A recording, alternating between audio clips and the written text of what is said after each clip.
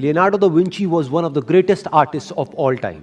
In fact अगर उनकी life को आप बारीकी से स्टडी करोगे तो कभी आपको लगेगा he was a great artist who was passionate about science, और कभी आपको लगेगा कि he was a great scientist who was passionate about art.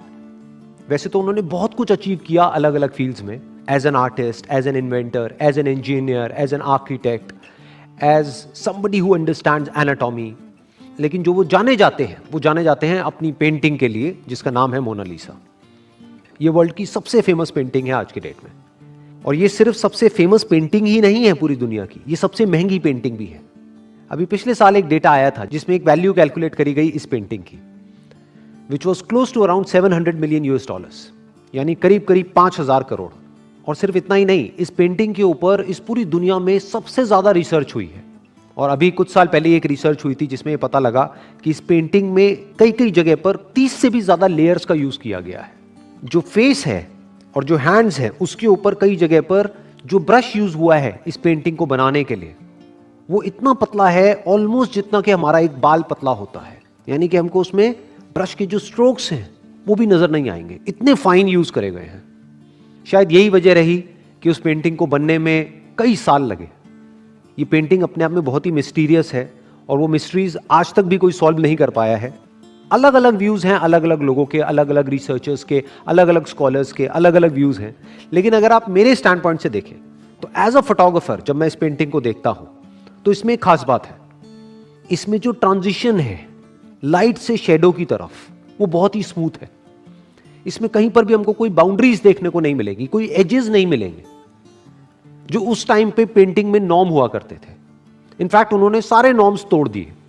इससे पहले जो पेंटिंग्स चलती थी वो बहुत ही स्टिफ होती थी और साइड प्रोफाइल होती थी, यानी कि इस तरीके से पेंटिंग किया करते थे। तो पहली बार एक ऐसी पेंटिंग उन्होंने बनाई which was not just front profile, बल्कि जिसमें बैकग्राउंड को ब्लर किया गया।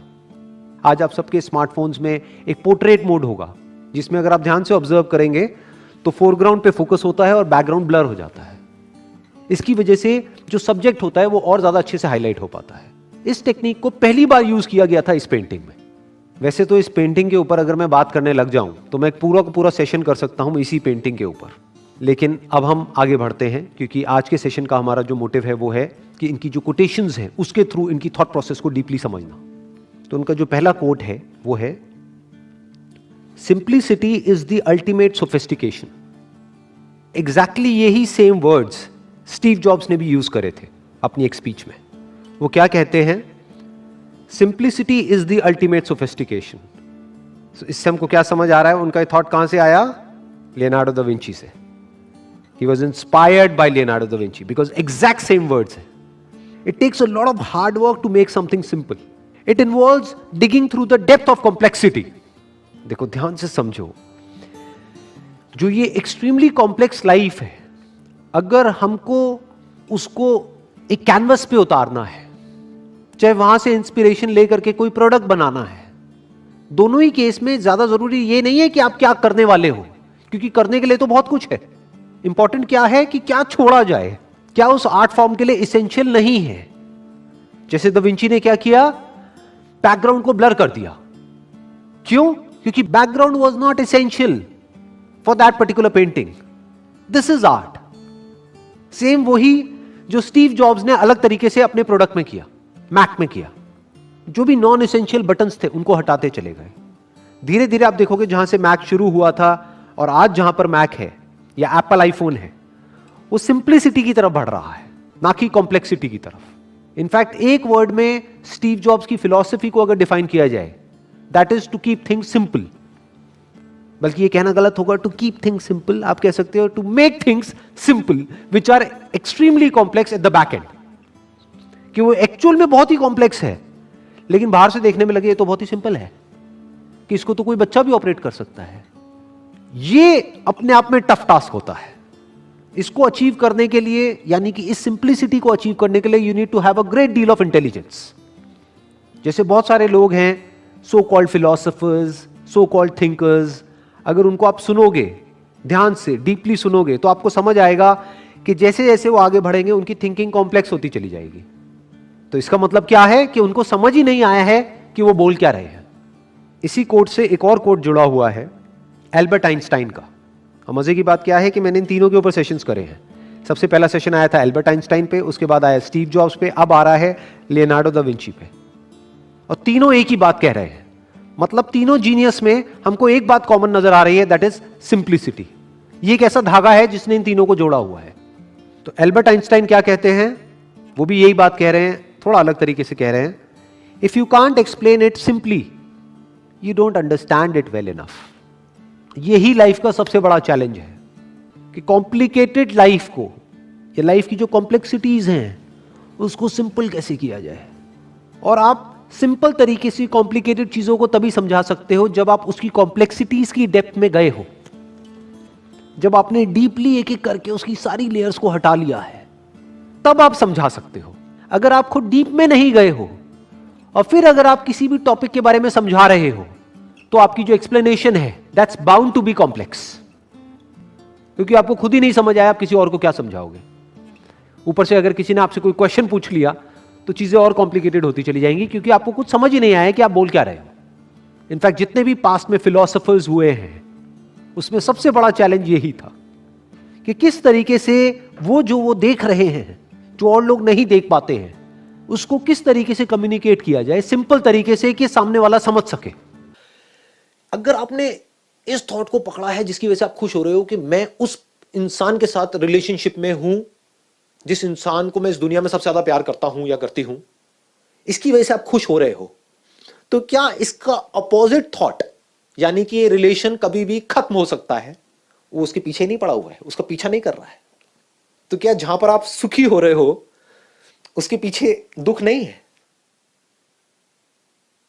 या ये कह लो कि एक सिक्का है, उसका हेड है सुख, मतलब आप एक रिलेशनशिप की इस साइड को देख करके खुश हो रहे हो कि अभी मैं उसके साथ रिलेशनशिप में हूं, हमारी शादी हो गई, जिसके साथ मैं रिलेशन में रहना चाहती थी या चाहता था, और हमारा रिलेशन आज बहुत अच्छा चल रहा है। ये दो अलग अलग चीजें हैं। एक है आज आप रिलेशनशिप में हो, तो क्या इसके पीछे दूसरा सिक्के का ये पहलू नहीं है कि रिलेशन कभी भी खत्म हो सकता है? वो मर सकता है इंसान। तो क्या डर इसके पीछे नहीं चल रहा? तो जहां डर होता है, जिस थॉट के पीछे, हम इग्नोर कर सकते हैं, हम शो ऐसे कर सकते हैं, नहीं नहीं नहीं नहीं कोई डर नहीं है, पर जितना ज्यादा आपको खुशी मिल रही होती है उस इंसान के साथ में, ये सोच के तो आप खुश हो रहे हो ना कि हाँ हो गया हो गया हो गया, मतलब यही I was waiting for this moment to happen. तो जितना हम खुश हो रहे होते हैं उतना ही दुख भी होगा या नहीं होगा? और अगर उस मोमेंट में हम खुशी ना हो तो दुख भी नहीं होगा, है कि नहीं? लेकिन ये सॉल्यूशन नहीं है। अब इसको ऐसे मत समझ लेना कि मैं ये कह रहा हूं कि हाँ भाई खुशी ना हो तो जिंदा लाश बन जाओगे, नहीं, समझ गए ना? तो ये सब जो हो रहा है वो सब तो वैसे ही होगा जैसा हो रहा है, बस कुछ ऐसा हो सकता है आपको समझ आ जाए जिससे सब कुछ एकदम से बदल जाएगा। दूसरा क्या होता है, आज सब कुछ बहुत अच्छा है मेरी लाइफ में, वो बंदा वैसे ही एक्ट कर रहा है जैसा मैं चाहता हूं या चाहती हूं। मैं चाहता हूं कि वो मेरे पेरेंट्स की रिस्पेक्ट करे, वो जो लड़की है वो कर रही है, मैं बहुत खुश हूं। अगले दिन मैं घर में आया, मैंने देखा वो चीख चिल्ला रहे हैं मैं दुखी हूं। तो जिसको आप खुशी कह रहे हो वहां पर तो डर ही डर है, खुशी तो मुझे कहीं नजर आ नहीं रही है, बहुत ही टेम्पररी है।